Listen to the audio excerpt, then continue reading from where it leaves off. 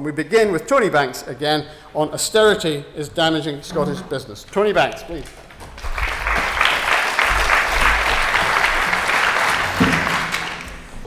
Now I want to talk about austerity. There are some people who look at you as if you've got two heads if you're in business and you question the wisdom of austerity and the agenda that follows. I think it's important that all of the detail is presented in a number of ways. So I looked at what austerity means, and I thought the face of it was ugly. I thought nothing good could come from austerity. What could be good about government action that so damages the people and the society it's supposed to serve? How could anything be good for us if it's bad for society and we're part of that society?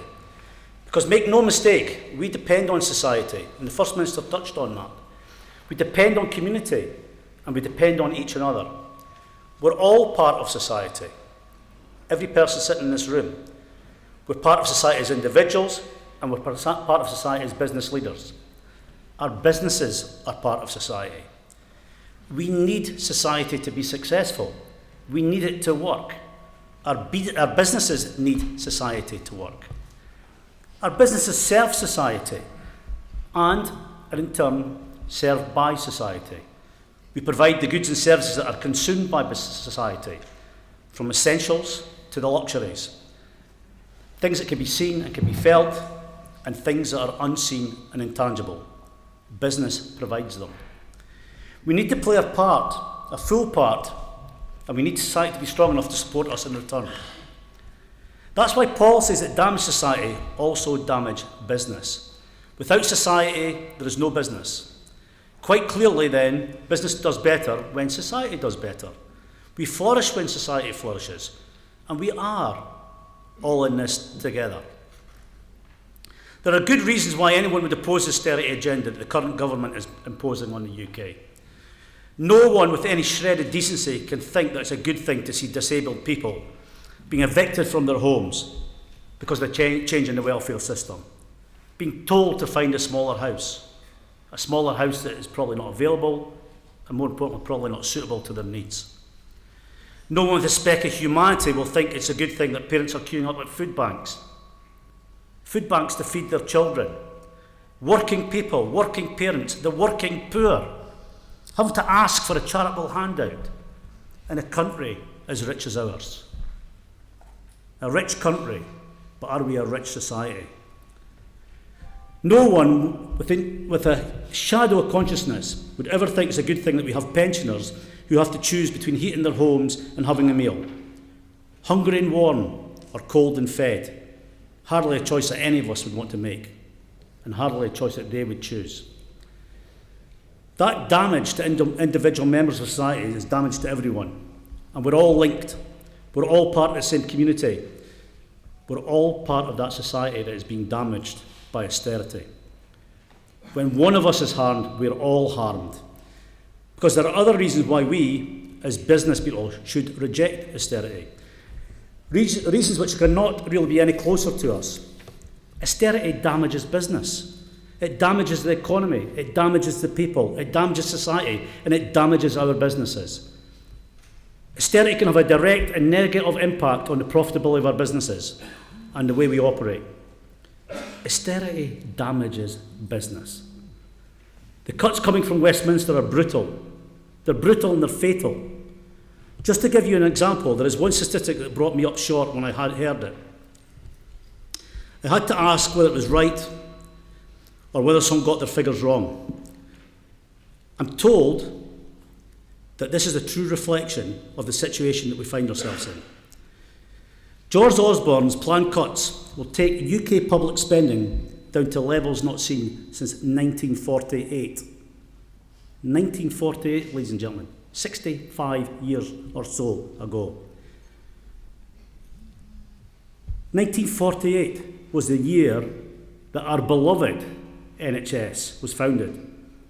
That's the level of public spending that we're heading towards with the austerity measures that are proposed by Osborne and his government. That's terrifying, absolutely terrifying. And there's still more cuts to come on top of that.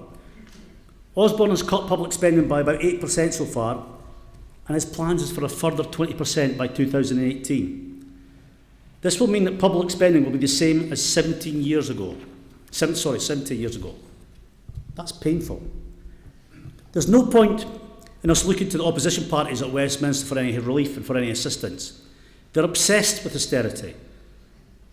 They don't have an alternative plan. Neither of the opposition parties at Westminster have an alternative plan to the austerity measures proposed by Osborne.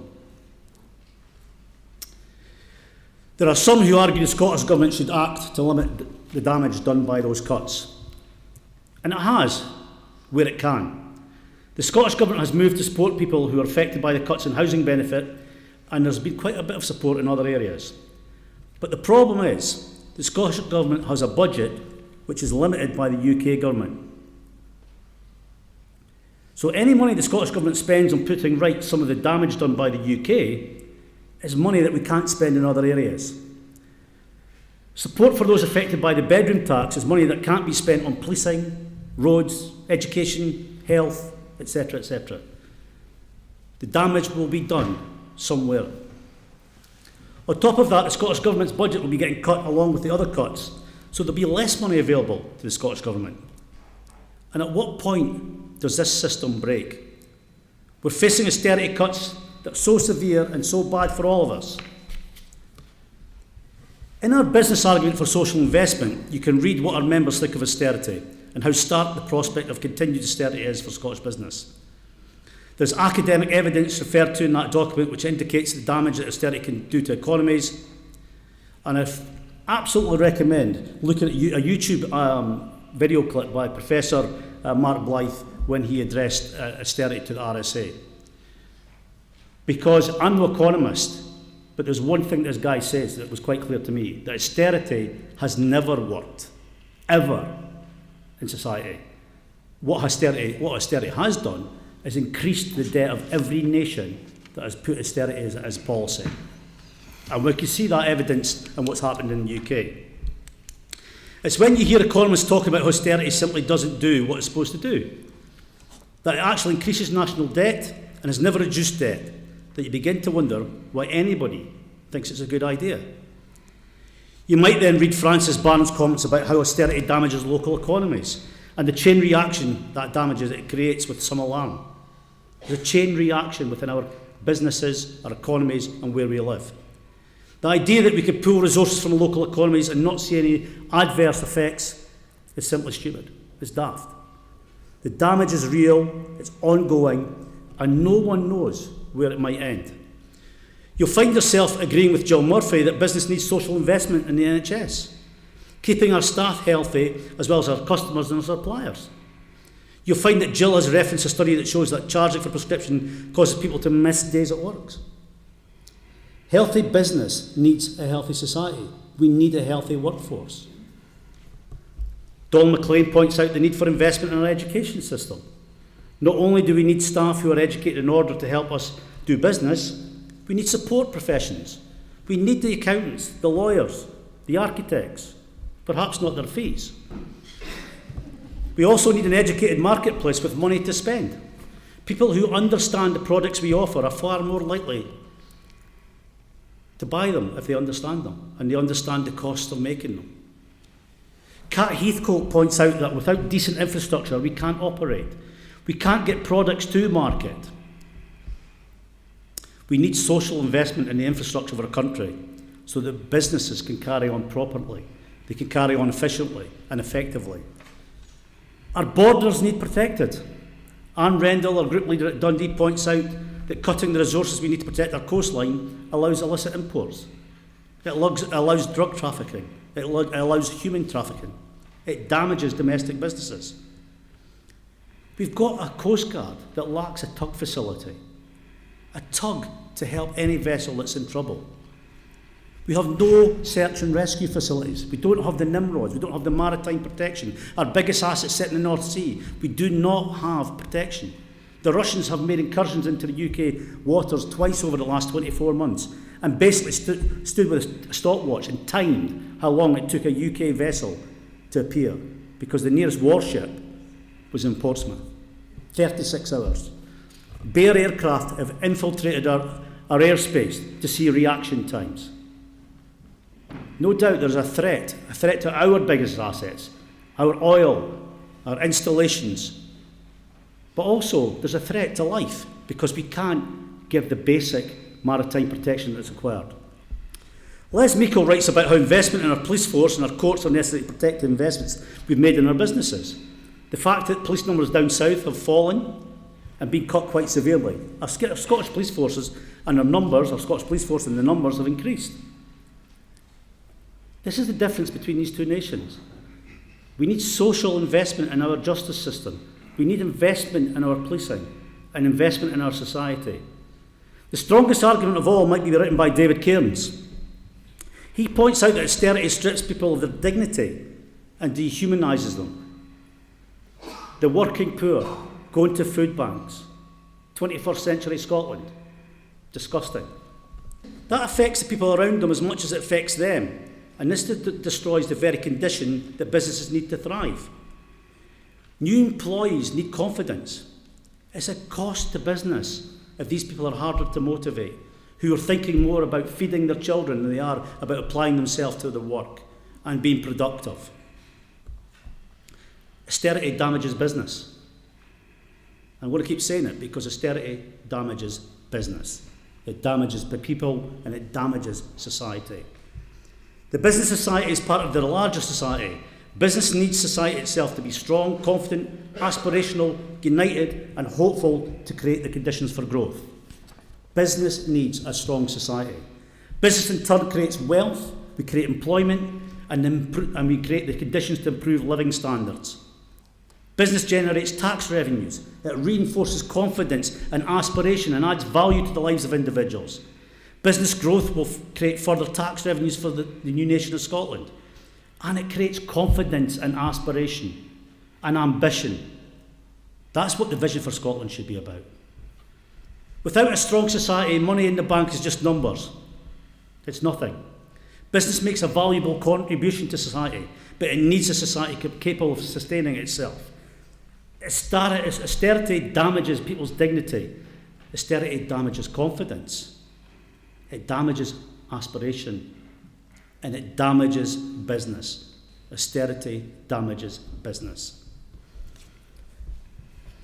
The dehumanising and dispiriting effects of austerity that damage society damages the business environment. Business needs social investment. Business is helped by a strong and supportive welfare state. Business relies on effective health and an effective health system. It relies on education. It relies on a strong justice system. This austerity fetish that the UK government and those in opposition are hell-bent on pursuing is extremely damaging to Scotland and to our businesses. It undermines our efforts to build our companies, to bring in profit and create wealth that can be shared around the nation. When we see business opportunities, we invest. We put our money, our time, our effort that creates and benefits the whole of society. Austerity limits those opportunities in number and shrinks the potential of those to remain. The opportunity to rebuild and reinvigorate a nation where business and society become mutually supportive and reinforce the benefits that each other brings. This is an opportunity that Scotland should not miss in the referendum. This vote that we have, this vote in 18th September, is about our future. It's not about where we've been, it's not about where we are now, it's about our future. If we don't vote yes, we, as I've already said, will see huge austerity measures still to come from the UK government. Independence is quite clearly the best choice for Scottish business. It's the best choice for the Scottish people. And a yes vote in September will open up a huge range of responsibilities as well as responsibilities for the people of Scotland. Yes is the key to unlocking that opportunity, and yes is the key to progress and success. Thanks very much.